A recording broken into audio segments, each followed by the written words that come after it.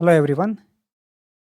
You P S ಸಿಗೆ ಸಂಬಂಧಪಟ್ಟ ಹಾಗೆ ಬಹಳ ಡೌಟ್ಸ್ಗಳು ಬರೋದು ಆನ್ಸರ್ ರೈಟಿಂಗ್ ಬಗ್ಗೆ. ಈಗಾಗಲೇ ಹಿಂದಿಯಲ್ಲಿ, ಇಂಗ್ಲೀಷ್ನಲ್ಲಿ ಮತ್ತು ಟಾಪರ್ಗಳು ತುಂಬ ವಿಚಾರಗಳನ್ನ ತಿಳಿಸ್ಕೊಟ್ಟಿದ್ದಾರೆ. ಆದರೆ ಕನ್ನಡದಲ್ಲಿ ಅಥವಾ ಕನ್ನಡ ಆಸ್ಪಿರೆಂಟ್ಸ್ಗೆ ಕೆಲವೊಂದು ಸಾರಿ ತುಂಬ ಸಮಸ್ಯೆಗಳು ಎದುರಾಗ್ತಾ ಇರುತ್ತೆ. ಹಾಗಾಗಿ ಈಗ ನನಗೆ ತಿಳಿದ ಮಟ್ಟಿಗೆ ಅಂತಂದರೆ ನಾನು ಬೇರೆ ಬೇರೆ ಟಾಪರ್ಗಳ ಬುಕ್ಸ್ಗಳನ್ನು ಅಥವಾ ಅವರ ವಿಡಿಯೋಗಳನ್ನು ನೋಡಿ ಅದನ್ನು ಕನ್ನಡದಲ್ಲಿ ಎಕ್ಸ್ಪ್ಲೇನ್ ಮಾಡ್ತಾ ಇದ್ದೇನೆ. ಮೊದಲೇ ಹೇಳ್ತಾ ಇದ್ದೇನೆ, ನಾನು ಮೇನ್ಸ್ ಬರೆದವನಲ್ಲ. ಆದರೆ ನನಗೇನು ಇನ್ಫಾರ್ಮೇಷನ್ ಸಿಕ್ಕಿದೆಯೋ ಸರಿಯಾದ ರಿಸೋರ್ಸ್ಗಳಿಂದ ಅದನ್ನು ನಿಮ್ಮ ಮುಂದೆ ಇಡ್ತಾ ಇದ್ದೇನೆ. ಹಾಗೆ ಆನ್ಸರ್ ರೈಟಿಂಗ್ ಬಗ್ಗೆ ನನಗೆ ತಿಳಿದಿದ್ದನ್ನು ಹಂಚ್ಕೊಳ್ತಾ ಇದ್ದೇನೆ. ಇದನ್ನು ಪಾಲಿಸೋದು ಬಿಡೋದು ನಿಮಗೆ ಬಿಟ್ಟಿದ್ದು. ಆದರೆ ಈ ಥರ ಒಂದು ಅಪ್ರೋಚ್ ಇದೆ, ಇದನ್ನು ಫಾಲೋ ಮಾಡಿದರೆ ಹೆಲ್ಪ್ ಆಗಬಹುದು. ಇಷ್ಟೇ ನನ್ನ ಒಂದು ಕರ್ತವ್ಯ ಇಲ್ಲಿ ಹೇಳ್ತಾ ಇರೋದು. ಓಕೆನಾ? ಸೊ ಮೊದಲು ಆನ್ಸರ್ ರೈಟಿಂಗಿಗಿಂತ ಹೋಗೋಕ್ಕೆ ಮೊದಲು ನೋಡಿ, ರೈಟಿಂಗ್ ಪ್ರಾಕ್ಟೀಸ್. ಈಗ ರೈಟಿಂಗ್ ಅಂತಂದ್ರೆ ಏನು? ನಮ್ಮ ಮನಸ್ಸಿನಲ್ಲಿ ಇರೋದನ್ನು ಬರವಣಿಗೆಯ ರೂಪಕ್ಕೆ ಇಳಿಸೋದು ಅಲ್ವಾ? ಯಾರು ಮೊದಲಿಂದ ಕಥೆ, ಕವನ, ಆರ್ಟಿಕಲ್ಗಳನ್ನು ಬರ್ಕೊಂಡು ಬಂದಿರ್ತಾರೋ ಅವರಿಗೆ ಆನ್ಸರ್ ರೈಟಿಂಗ್ ಬಹಳ ಬೇಗ ಬರುತ್ತೆ. ಅಂತಂದರೆ ಒಂದು ಕಂಟೆಂಟ್ ಸ್ಟ್ರಕ್ಚರ್ ಬರಲಿಕ್ಕೆ ಟೈಮ್ ತಗೋಬಹುದು. ಆದರೆ ಮನಸ್ಸಿನಲ್ಲಿರೋದನ್ನು ಬರವಣಿಗೆಯ ರೂಪದಲ್ಲಿ ವ್ಯಕ್ತಪಡಿಸಲಿಕ್ಕೆ ಸ್ವಲ್ಪ ಬೇಗ ಸುಲಭ ಆಗುತ್ತೆ. ಒಂದು ವೇಳೆ ನೀವು ಯಾವುದನ್ನು ಇಲ್ಲಿ ತನಕ ಬರೀಲೇ ಇಲ್ಲ ಅಂತಂದರೂ ಇವತ್ತಿಂದನಾದರೂ ದಿವಸಕ್ಕೆ ಒಂದು ಪೇಜು ನಿಮಗೇನು ಅನ್ನಿಸ್ತಾ ಇದೆಯೋ, ಏನು ಅಂದ್ಕೊಂಡಿದ್ದೀರೋ, ತಿಳಿತಿದೆಯೋ ಅದೆಲ್ಲವನ್ನು ನಿಮ್ಮದೇ ಆದ ವಾಕ್ಯದಲ್ಲಿ ಬರೀರಿ. ನಾನು ಬೇರೆ ಬೇರೆ ಫೆಲೋಶಿಪ್ಪಲ್ಲಿ ಇರಬಹುದು ಅಥವಾ ಮೊದಲು ಬೇರೆ ಬೇರೆ ಕಡೆ ಹೇಳ್ತಾ ಇರ್ತೇನೆ, ಏನಾದರೂ ಬರೀರಿ. ಮೊದಲು ಬರೆಯೋದಕ್ಕೆ ಸ್ಟಾರ್ಟ್ ಮಾಡಿ. ಯಾಕಂತಂದರೆ ಫಸ್ಟ್ ಟೈಮೇ ಆನ್ಸರ್ ರೈಟಿಂಗಿಗೆ ಕಾಲಿಟ್ಬಿಟ್ರೆ ಬಹಳ ಬ್ಲ್ಯಾಂಕ್ ಆಗಿಬಿಡುತ್ತೆ ಮೈಂಡು. ಇಲ್ಲಿ ಆ ಒಂದು ಸಮಸ್ಯೆ ಆಗಬಾರ್ದು ಅಂತಂದರೆ ಡೈರೆಕ್ಟ್ ಆನ್ಸರ್ ರೈಟಿಂಗ್ ಸ್ಟಾರ್ಟ್ ಮಾಡೋಕ್ಕಿಂತ ಮೊದಲು ಪ್ರತಿದಿನ ಒಂದು ಪ್ಯಾರಾಗ್ರಾಫು ಅಥವಾ ಒಂದು ಹಾಳೆಯಲ್ಲಿ ಏನಾಗುತ್ತೆ ಅದನ್ನು ಬರೀರಿ. ನಿಮ್ಮದೇ ವಾಕ್ಯದಲ್ಲಿ ಬರೀರಿ. ಆವಾಗ ಮನಸ್ಸಿನಲ್ಲಿರೋ ಭಾವನೆಗಳಿಗೆ, ಬುದ್ಧಿಗೆ ಒಂದು ರೂಪ ಸಿಗುತ್ತೆ, ಸ್ಟ್ರಕ್ಚರ್ ಬರುತ್ತೆ. ಆವಾಗ ಮುಂದಿನ ದಿನಗಳಲ್ಲಿ ಅದು ಬಹಳ ಹೆಲ್ಪ್ ಆಗುತ್ತೆ. ಹಾಗಾಗಿ ರೈಟಿಂಗ್ ಪ್ರಾಕ್ಟೀಸ್ ಸ್ಟಾರ್ಟ್ ಮಾಡಿ. ಅದಕ್ಕೆ ಆನ್ಸರೇ ಆಗಬೇಕು ಅಂತ ಇಲ್ಲ. ಸಿಂಪಲ್ ಆಗಿ ಒಂದು ದಿವಸಕ್ಕೆ ಒಂದು 5 ನಿಮಿಷ ಏನಾದರೂ ಒಂದು ಬರೀರಿ. ಖಂಡಿತ ಮುಂದೆ ನಿಮ್ಗದು ಹೆಲ್ಪ್ ಆಗುತ್ತೆ. ಚೆನ್ನಾಗಿ ನೀವು ನಿಮ್ಮ ಐಡಿಯಾಸ್ಗಳನ್ನು ಪ್ರೆಸೆಂಟ್ ಮಾಡಬಹುದು. Writing practice important. ತುಂಬ ಜನರಿಗೆ ನಾನು ಅದನ್ನು ಹೇಳ್ತಾನೆ ಇರ್ತೇನೆ. ಒಂದು ಸಾರಿ ರೈಟಿಂಗ್ ಪ್ರಾಕ್ಟೀಸ್ ನೀವು ಮಾಡ್ಲಿಕ್ಕೆ ಸ್ಟಾರ್ಟ್ ಮಾಡಿದ್ಮೇಲೆ ಈಗ ಮನಸ್ಸಿನಲ್ಲಿರೋದನ್ನು ಬರೀತಾ ಇದ್ದೀರಿ. ಆದರೆ ಅದನ್ನು ಯು ಪಿ ಎಸ್ ಸಿಗೆ ಸಂಬಂಧಪಟ್ಟ ಹಾಗೆ, ಅದರಲ್ಲೂ ಜಿ ಎಸ್ಗೆ ಸಂಬಂಧಪಟ್ಟ ಹಾಗೆ ಹೇಗೆ ಬರೆಯೋದು? ಎಸ್ಸೆಗೆ ಸಂಬಂಧಪಟ್ಟ ಹಾಗೆ ಈಗಲೇ ಡಿಸ್ಕಷನ್ ಮಾಡಿ ಆಗಿದೆ. ನಾವು ಎಸ್ಸೆ ವಿಡಿಯೋಗಳನ್ನು ನೋಡಬಹುದು ನೀವು. ಎಸ್ಸೆಗೆ ಬಹಳ ಟೈಮ್ ಬೇಕು. ಅಂತಂದರೆ ಎಸ್ಸೆ ಥಾಟ್ ಪ್ರೊಸೆಸ್ಸು ಅದೆಲ್ಲ ಸರಿಯಾಗಿ ನಮ್ಮಲ್ಲಿ ರೂಪುಗೊಳ್ಳಬೇಕಾದ್ರೆ ನಾವು ತುಂಬ ಓದಿರಬೇಕಾಗತ್ತೆ. ಮತ್ತು ಓದ್ತಾ ಓದ್ತಾನೆ ಡೆವಲಪ್ ಆಗ್ತಾ ಹೋಗುತ್ತೆ. ಹಾಗಾಗಿ ಮೊದಲೇ ಎಸ್ಸೆ ಕ್ಲಾಸ್ಗಳನ್ನು ನಾವು ಮುಗಿಸಿದ್ದೇವೆ ಒಂದು ಹಂತಕ್ಕೆ. ಮತ್ತು ಮುಂದೆ ವ್ಯಾಲ್ಯೂ ಎಡಿಷನ್ ಕ್ಲಾಸ್ಗಳನ್ನು ಮಾಡೋಣ. ಆದರೆ ಜಿ ಎಸ್ ಇದೆಯಲ್ವಾ, ಜಿ ಎಸ್ 1, 2, 3, 4 ಇದು ಆನ್ಸರ್ ಸ್ಟ್ರಕ್ಚರ್ ಬೇರೆಯೇ ಇರುತ್ತೆ. ಎಸ್ಸೆ ತರಹದ ಅಂಶಗಳನ್ನು ಇಲ್ಲಿ ನೀವು ಬರೀಲಿಕ್ಕೆ ಆಗೋದಿಲ್ಲ. ಹಾಗಾಗಿ ಅದನ್ನು ಮೊದಲು ಮನಸ್ಸಿನಲ್ಲಿ ಇಟ್ಕೊಂಡು ಮುಂದುವರಿತಾ ಹೋಗೋಣ. ಸೊ ಇಲ್ಲಿ ಜಿ ಎಸ್ ಆನ್ಸರ್ ರೈಟಿಂಗ್ ಬಗ್ಗೆ ಡಿಸ್ಕಸ್ ಮಾಡ್ತಾ ಇರೋದು ಫ್ರಾಮ್ ಝೀರೋ. ಇಲ್ಲಿ ತನಕ ನೀವು ಏನೂ ಆನ್ಸರ್ ಬರೀದೇ ಇದ್ದರೂ ಅಥವಾ ತುಂಬ ಗೊಂದಲಗಳಿದ್ರೂ ಸಹ ಇದನ್ನು ನೋಡಬಹುದು. ನೋಡೋಣ. ಮೊದಲನೇದು, ನಮಗೇನಿರುತ್ತೆ ಮನಸ್ಸಿನಲ್ಲಿ ಒಂದು ಟಾಪರ್ ಆನ್ಸರ್ ಕಲ್ಪನೆ ಇರುತ್ತೆ ಅಲ್ವಾ? ಟಾಪರ್ ಅಷ್ಟು ಚೆನ್ನಾಗಿ ಬರೀತಾ ಇದ್ದಾರೆ, ನಾನು ಹಾಗಾಗಿ ಮೊದಲನೇ ದಿನದಿಂದಾನೇ ಟಾಪರ್ ಲೆವೆಲ್ ಆನ್ಸರ್ ಬರಿಬೇಕು ಅಂದ್ಕೊಂಡ್ಬಿಡ್ತಾರೆ ಎಷ್ಟೋ ಜನ. ಅವರೆಲ್ಲ ಏನು ಮಾಡ್ತಾರೆ ಅಂತಂದರೆ, ಒಂದೋ ಟಾಪರ್ ಆನ್ಸರ್ ನಾನು ಬರೀಬೇಕು ಅಂತ ಕನಸು ಕಾಣ್ತಾನೆ ಇರ್ತಾರೆ. ಆ ಟಾಪರ್ ಕಾಪಿಗಳನ್ನು ನೋಡ್ತಾರೆ, ಮನಸ್ಸಿನಲ್ಲಿ ಅಂದ್ಕೊಳ್ತಾ ಇರ್ತಾರೆ. ಇನ್ನೊಂದು ಫುಲ್ಲು ಏನೇನೋ ಮಾಡ್ತಾ ಇರೋದು. ಅಂತಂದರೆ ಯಾವುದಕ್ಕೂ ಸರಿಯಾದ ಟೈಮ್ ಕೊಡದೆ ಕೇವಲ ಟಾಪರ್ ಕಾಪಿ ನೋಡೋದು, ಅದಾದಮೇಲೆ ಬರೆಯೋದು, ಮತ್ತು ಅದನ್ನು ಈ ಸರಿಯಾಗಿಲ್ಲ ಇನ್ನು ಯಾವಾಗ ನಾನು ಸರಿಯಾಗೋದು ಅಂತ ಅಂದ್ಕೊಂಡು ಅಲ್ಲೇ ನಿಲ್ಲಿಸ್ಬಿಡೋದು. ಮತ್ತು ಈಗಿನ ಕಾಲದ ಹಲವಾರು ಏನು ಮಾಡ್ತಾರೆ ಕೆಲವರು ಅಂತಂದರೆ, ಡೈರೆಕ್ಟಾಗಿ ಚಾಟ್ ಜಿ ಪಿ ಟಿ ನೋಡೋದು. ಅದು ಟಾಪರ್ ಲೆವೆಲ್ ಆನ್ಸರ್ ಕೊಡುತ್ತೆ. ಅದು ಕೊಟ್ಟಿದ್ದ ಆನ್ಸರನ್ನು ತಾವು ಬರೆದು ಇದು ನಾನೇ ಬರೆದಿದ್ದೀನೋ ಅಂತ ಖುಷಿ ಪಡೋದು. ಈ ರೀತಿ ತಪ್ಪುಗಳನ್ನು ಮಾಡಬಾರ್ದು. ದಯವಿಟ್ಟು ಅದು ನಿಮಗೆ ಮುಂದೆ ಉಪಯೋಗ ಆಗೋದಿಲ್ಲ. ಮೊದಲನೇ ದಿನಾನೇ ಟಾಪರ್ ಲೆವೆಲ್‌ಗೆ ಬರಿತೀನಿ ಅಂತ ಅಂದ್ಕೋಬೇಡಿ. ಒಂದು ಬೆಟ್ಟ ಅಥವಾ ದೊಡ್ಡ ಪರ್ವತ ಹತ್ತುವವನು ಅಲ್ವಾ, ಚಿಕ್ಕವನಿದ್ದಾಗಿಂದಾನೇ ಹತ್ಲಿಕ್ಕೆ ಸ್ಟಾರ್ಟ್ ಮಾಡೋದಿಲ್ಲ. ಎನರ್ಜಿ ಮೊದಲು ನಮ್ಗೆ ಬೇಕಾಗಿರೋದು. ಬೆಟ್ಟ ಹತ್ತಲಿಕ್ಕೆ ಎನರ್ಜಿ ಬೇಕು. ಅದೇ ರೀತಿ ನಮಗೆ ಟಾಪರ್ ಲೆವೆಲ್ ಆನ್ಸರ್ ಬರಿಬೇಕು ಅಂತಂದರೆ ಅದಕ್ಕೆ ಬ್ಯಾಕ್‌ಗ್ರೌಂಡ್ ನಾಲೆಡ್ಜ್ ಬೇಕಾಗುತ್ತೆ. ಸ್ಟೆಪ್ ಬೈ ಸ್ಟೆಪ್ ಇಂಪ್ರೂವ್ ಮಾಡ್ಕೊಳ್ತಾ ಹೋಗಬೇಕು ನಾವು. ಯಾವುದೇ ಟಾಪರನ್ನು ಕೇಳಿದ್ರು ಅವ್ರು ಹೇಳಿರ್ತಾರೆ. ಅಂದರೆ ಕೆಲವರು ಹೇಳ್ತಾರೆ, ಕೆಲವರು ಹೇಳೋದಿಲ್ಲ. ಅಥವಾ ಎವರೇಜ್ ಆಗಿ ಒಂದು ಬೆಸ್ಟ್ ಆನ್ಸರ್ ಅಂದರೆ ನಾವು ನೋಡ್ತೀವಲ್ವಾ, ಈ ವಿಷನ್ IAS ವೆಬ್ಸೈಟ್ನಲ್ಲಿ ತುಂಬ ಕಡೆ ನೋಡ್ತಾ ಇರ್ತೀವಿ. ಅವರೆಲ್ಲ ಮೊದಲನೇ ದಿನ ಆ ಥರ ಆನ್ಸರ್ ಬರೆದಿದ್ದು ನಿಮ್ಮ ಪ್ರಕಾರ? ಇಲ್ಲ, ಕನಿಷ್ಠ 200ರಿಂದ 300 ಎವರೇಜ್ ಅಥವಾ ಪುವರ್ ಆನ್ಸರನ್ನು ಬರೆದಿರ್ತಾರೆ ಮೊದಲು. ನಾನು ತುಂಬ ಜನರಿಗೆ ಹೇಳ್ತಾ ಇರ್ತೇನೆ, ಕನಿಷ್ಠ 100 ಆನ್ಸರ್ ಬರೀರಿ, ಅದಾದಮೇಲೆ ನೋಡೋಣ, ಅದಾದಮೇಲೆ ಚೆಕ್ ಮಾಡೋಣ. 100 ಆನ್ಸರ್ ಬರೆಯೋ ತನಕ ಮಾನಸಿಕವಾಗಿ ನಾವಷ್ಟು ರೆಡಿನೇ ಆಗಿರೋದಿಲ್ಲ. 100 ಆನ್ಸರ್ ಬರಿಬೇಕಾ ಅಂತ ಕೆಲವರು ಅಷ್ಟೆಲ್ಲ ಯಾರು ಬರೀತಾರೆ ಅಂತ ಅಂದ್ಕೊಂಡು ಹಿಂದೆ ಸರಿತಾರೆ. ನಾನು ಅವ್ರಿಗೇನು ಹೇಳಲಿಕ್ಕೂ ಆಗೋದಿಲ್ಲ. ಅದು ಅವರವರ ಆಯ್ಕೆ. ಆಮೇಲೆ UPSC ಎಕ್ಸಾಮ್ ಚೆನ್ನಾಗಾಗಿಲ್ಲ ಅಂತ ಹೇಳಿದ್ರೆ ಅದು ಸಹ ಅವರ ಆಯ್ಕೆಯಿಂದ ಬಂದಿರುವಂಥ ಪರಿಣಾಮ. ಸೊ ಕನಿಷ್ಠ 200ರಿಂದ 300 ಎವರೇಜ್ ಆನ್ಸರ್ಗಳನ್ನ ಬರೆದಿರ್ತಾರೆ. ಅದಾದಮೇಲೆ ಒಂದು ಒಳ್ಳೆಯ ಆನ್ಸರ್ ಸ್ಟ್ರಕ್ಚರ್ ಎಲ್ಲ ತಯಾರಾಗ್ತಾ ಹೋಗೋದು. ಫಸ್ಟ್ ಡೇನೇ ಯಾರೂ ಪರ್ಫೆಕ್ಟ್ ಆದ ಆನ್ಸರ್ ಬರೀಲಿಲ್ಲ. ಒಂದು ವೇಳೆ ನೀವೀಗ ಪೇಪರ್ ಎತ್ಕೊಂಡಾಗ ಏನು ಹೊಳಿತಾನೆ ಇಲ್ಲ, ಏನು ಬರೆಯೋದು ಅಂತ ಕಂಗಾಲಾಗ್ಬಿಟ್ರೆ ಅದೇನು ದೊಡ್ಡ ತಪ್ಪಲ್ಲ, ಸಹಜ ಅದು. ಪ್ರತಿಯೊಬ್ಬ ಟಾಪ್ ರ್ಯಾಂಕರ್ ಸಹ ಅಲ್ಲಿಂದಾನೇ ಸ್ಟಾರ್ಟ್ ಮಾಡಿದ್ದು. ಅವರಿಗೂ ಸಹ ಫಸ್ಟ್ ಟೈಮ್ ಆನ್ಸರ್ ಬರಿಬೇಕಾದ್ರೆ ಎಷ್ಟು ಪೂವರ್ ಆಗಿದ್ದೀನಿ, ಎಷ್ಟು ಕಳಪೆ ಆಗಿದೆ ಈ ಆನ್ಸರ್ ಅಂತ ಅನಿಸಿದೆ. ಸೊ ನಿಮಗೀಗ ಹೇಗೆ ಅನ್ನಿಸ್ತಾ ಇದೆಯೋ ಅವರಿಗೂ ಹಾಗೆ ಅನಿಸಿತ್ತು. ಆದರೆ ಅವರು ಬಿಡಲಿಲ್ಲ. ಪರ್ಸಿವೆರೆನ್ಸ್ ಅಂತ ಹೇಳ್ತೀವಲ್ವಾ, ನಿರಂತರವಾಗಿ ಅದನ್ನು ಇಂಪ್ರೂವ್ ಮಾಡ್ಕೊಳ್ತಾ ಬಂದರು. 200, 300, 400 ಈ ಥರ ಆನ್ಸರ್ ಬರೀತಾ ಇದ್ದಾರೆ. ಆ ರೀತಿ ಬರ್ಕೊಂಡು ಮುಂದೆ ಬಂದಿದ್ದಾರೆ. ನಾವೇನು ಮಾಡಿಬಿಡ್ತೇವೆ, 4 ದಿನ ಒಂದು ಯಾವುದೋ ಒಂದು ಸೀರೀಸ್ ಇರಬಹುದು ಅಥವಾ ಒಂದು test series, answer writing practice 4 ದಿನ ಬರಿತೇವೆ. 5ನೇ ದಿನ ಇಷ್ಟೆಲ್ಲ ಸ್ಲೋ ಆಗಿಬಿಟ್ರೆ ಯಾವಾಗ ನಾವು ಪಾಸ್ ಆಗೋದು ಅಂದ್ಕೊಂಡು ChatGPT ಹೆಲ್ಪ್ ತಗೊಳ್ಳೋದು, gemini, AI thinking capacity improve ಮಾಡ್ಕೊಳ್ಳಿಕ್ಕೆ ಹೆಲ್ಪ್ ತಗೊಳ್ಳಿ ಅಂತಂದರೆ ಡೈರೆಕ್ಟಾಗಿ ಥಿಂಕಿಂಗನ್ನೇ ಅದಕ್ಕೆ ಔಟ್ಸೋರ್ಸ್ ಮಾಡಿಬಿಡ್ತಾ ಇದ್ದೀರಿ. ಆ ರೀತಿ ಮಾಡಿದರೆ ಕಷ್ಟ ಆಗುತ್ತೆ. ಹಾಗಾಗಿ ಟಾಪರ್ಗಳ ಹಿಂದೆ ಬಹಳ ಶ್ರಮ ಇದೆ. ಆ ಶ್ರಮವನ್ನು ಹಾಕಲಿಕ್ಕೆ ನಾವು ತಯಾರಿರಬೇಕು. ಇಲ್ದಿದ್ರೆ ಸಕ್ಸಸ್ಸನ್ನು ಎಕ್ಸ್ಪೆಕ್ಟ್ ಮಾಡಬಾರ್ದು. ಸಿಂಪಲ್ ಅಲ್ವಾ? ಆ ರೀತಿಯಾದಂಥ ಸಕ್ಸಸ್ ಬೇಕು ಅಂತಂದರೆ ಅಷ್ಟು ಶ್ರಮನೂ ಬೇಕು ನಮ್ಮದು. ನೀವು ವರ್ಕ್ ಮಾಡ್ತಾ ಇರಬಹುದು ಅಥವಾ ನಿಮ್ಗೆ ಬೇರೆ ಬೇರೆ ಕೆಲಸ ಇರಬಹುದು, ಅಷ್ಟು ಟೈಮ್ ಕೊಡ್ಲಿಕ್ಕೆ ಆಗ್ತಿಲ್ಲ ಅಂತ ಅನಿಸ್ಬಹುದು. ಹೌದು, ಆವಾಗ ನೀವು 2ರಿಂದ 3 ವರ್ಷಗಳ ಪ್ಲ್ಯಾನಿಂಗ್ ಮಾಡ್ಕೋಬೇಕಾಗತ್ತೆ. ರಿಯಾಲಿಟಿ ಅದು ಅಲ್ವಾ? ವಾಸ್ತವವನ್ನು ಒಪ್ಕೋಬೇಕು. ಹಾಗಾಗಿ 2ರಿಂದ 3 ವರ್ಷಗಳ ಒಂದು ಪ್ಲ್ಯಾನ್ ಇಟ್ಕೊಂಡು ನೀವು ವರ್ಕ್ ಜೊತೆ ಅದನ್ನು ಮಾಡಬಹುದು. ಫುಲ್ ಟೈಮ್ ಆಸ್ಪಿರೆಂಟ್ಸಿಗಾದರೆ ಚೆನ್ನಾಗಿ ಏನು ಡಿಸ್ಟ್ರಾಕ್ಷನ್ ಇಲ್ಲದೆ ಓದ್ತಾ ಇರೋರಿಗೆ ಸರಿಯಾದ ರೀತಿಯಲ್ಲಿ ಪ್ರಾಕ್ಟೀಸ್ ಮಾಡಬಹುದು. ಆ್ಯಕ್ಚುಲಿ ಪ್ರತಿಯೊಬ್ಬರ ಹತ್ರನೂ ಇರುತ್ತೆ ಆ ಒಂದು ಕೆಪಾಸಿಟಿ. ಅದನ್ನು ಎಕ್ಸ್ಪ್ಲೋರ್ ಮಾಡೋದಿಲ್ಲ, ಬೋರ್ ಆಗುತ್ತೆ ಅಂತ ಬಿಟ್ಬಿಡ್ತಾರೆ. ಹಾಗೆ ಮಾಡಿದರೆ ರಿಸಲ್ಟ್ ಬರೋದಿಲ್ಲ. ಇನ್ನೊಂದಿದೆ, ಏನು ಬೆಸ್ಟ್ ಆನ್ಸರ್. UPSCಗೆ ಇದೇ ಬೆಸ್ಟ್ ಆನ್ಸರ್ ಅನ್ನೋದು ಯಾವಾಗಲೂ ಇರೋದಿಲ್ಲ. ಮೇನ್ಸ್ನಲ್ಲಿ ಲಿಮಿಟೆಡ್ ಟೈಮ್, ಅಷ್ಟರಲ್ಲಿ ಒಂದು 3 ಗಂಟೆಯಲ್ಲಿ 20 ಕ್ವಶನ್ಗೆ ಆನ್ಸರ್ ಬರೀಬೇಕಿರುತ್ತೆ ಅಲ್ವಾ? ಅಷ್ಟು ಕ್ವಶನಿಗೆ, ಅದು ಮೊದಲೇ ಗೊತ್ತಿಲ್ಲದೆ ಇರೋ ಕ್ವಶನ್ನು. ಯಾವುದು ಕ್ವಶನ್ ಮೊದಲೇ ಗೊತ್ತಿರೋದಿಲ್ಲ. ಎಕ್ಸ್ಪೆಕ್ಟ್ ಮಾಡಿರ್ತಾರೆ ಥೀಮ್ಸನ್ನು, ಅಂದರೆ ಕ್ವಶನ್ ಯಾವ ಥರ ಬರುತ್ತೆ ಅಂತ ಗೊತ್ತಿರೋದಿಲ್ಲ. ಎಲ್ಲದಕ್ಕೂ ಆ ಟೈಮ್ನಲ್ಲಿ ಪರ್ಫೆಕ್ಟ್ ಆನ್ಸರ್ ಬರಲಿಕ್ಕಾಗತ್ತೆ ಅಂತ ಅನಿಸುತ್ತಾ ನಿಮಗೆ? ಇಲ್ಲ, ಹಾಗಾಗೋದಿಲ್ಲ. ನಮ್ಮ ಗುರಿ ಪರ್ಫೆಕ್ಷನ್ ಆಗಿರಬಾರ್ದು. ಪೂರ್ ಆಗಿರ್ತೇವೆ, ನಿಧಾನವಾಗಿ ಇಂಪ್ರೂವ್ ಮಾಡ್ಕೊಳ್ತೇವೆ, ಆಮೇಲೆ ಒಂದು ಎವರೇಜ್ ಆನ್ಸರ್ ಬರುತ್ತೆ, ಆಮೇಲೆ ಒಂದು ಗುಡ್ ಆನ್ಸರ್ ಅಂತ ಹೇಳೋದು ಬರಬಹುದು. ಹಾಗಾದರೆ ಯಾವಾಗ ಸ್ಟಾರ್ಟ್ ಮಾಡಬೇಕು ಆನ್ಸರ್ ರೈಟಿಂಗನ್ನು? ಡೇ 1 ಅಂತ ಕೆಲವರು ಹೇಳ್ತಾರೆ.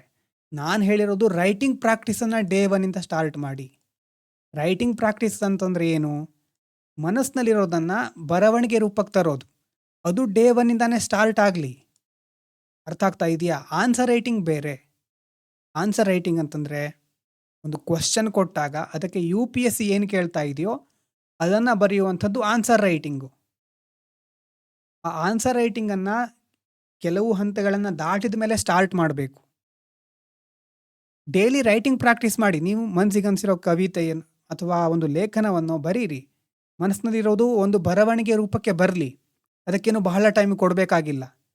ಆದರೆ UPSC ಆನ್ಸರ್ ರೈಟಿಂಗನ್ನು ಯಾವಾಗ ಪ್ರಿಪ್ರೇಷನ್ ಸ್ಟಾರ್ಟ್ ಮಾಡ್ತೀರೋ ಆವಾಗೇ ನೀನು ಒಂದು ಇದನ್ನು ಸ್ಟಾರ್ಟ್ ಮಾಡಬೇಕು ಅಂತ ಯಾರಾದರೂ ಹೇಳಿದರೆ ಅದು ರಾಂಗ್ ಐಡಿಯಾ ಅಂತ ಹೇಳ್ತಾರೆ ತುಂಬ ಜನ ಅಲ್ವಾ.